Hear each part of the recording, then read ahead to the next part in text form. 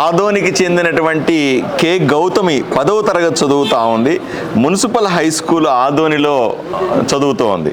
టీచర్లు, హెడ్ మాస్టర్లు అందరూ కూడా ఇక్కడ ఉన్నారు. అందరికీ ప్రత్యేకంగా నేను ప్రశంసిస్తూ ఉన్నాను.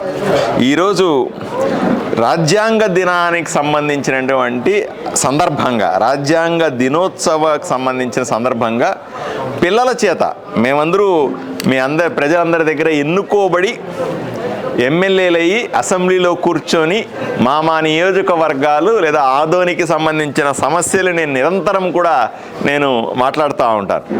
అతి ఎక్కువ సార్లు నేను అసెంబ్లీలో ఆదోని సమస్యల్ని, కర్నూలు జిల్లా సమస్యల్ని, రాష్ట్ర సమస్యల్ని చెప్పిన ఘనత నాది. నాకు ఎంతో సంతోషాన్ని ఇచ్చేటువంటి అంశం.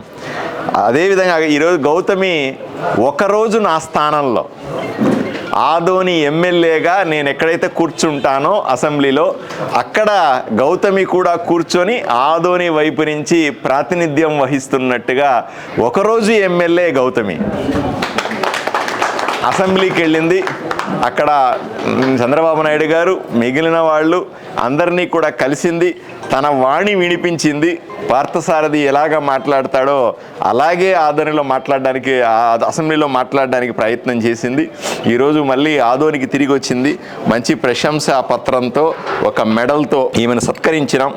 ప్రతిభావంతులైనటువంటి పిల్లల్ని ఒక్కొక్క నియోజకవర్గం నుంచి ఒక్కొక్కరిని తీసుకెళ్ళి ఈ రకంగా చేయడం వల్ల పిల్లల్లో ఆసక్తి, పిల్లల్లో ఉత్సాహము, భవిష్యత్తు పట్ల నమ్మకము ఏర్పడుతుందని మేమంతా నమ్ముతా ఉన్నాం. ఏది ఏమైనానండి, ఒకరోజు ఎమ్మెల్యే గౌతమి గారికి నేను ప్రత్యేకంగా అభినందనలు తెలియజేస్తా ఉన్నాను.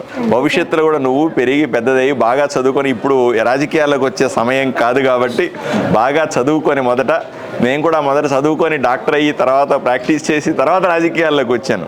నువ్వు కూడా బాగా చదువుకొని మంచి ఉద్యోగము, మంచి వ్యాపారం వచ్చేసి తర్వాత రాజకీయాల్లోకి వచ్చి ఎప్పటికైనా ఆదోనికి ఎమ్మెల్యే కావాలని మనస్ఫూర్తిగా కోరుకుంటా ఉన్నాను. ఎందుకంటే టెన్షన్ పడదు, 25 ఏళ్ళు నేనే ఎమ్మెల్యే, తర్వాతనే ఖాళీ.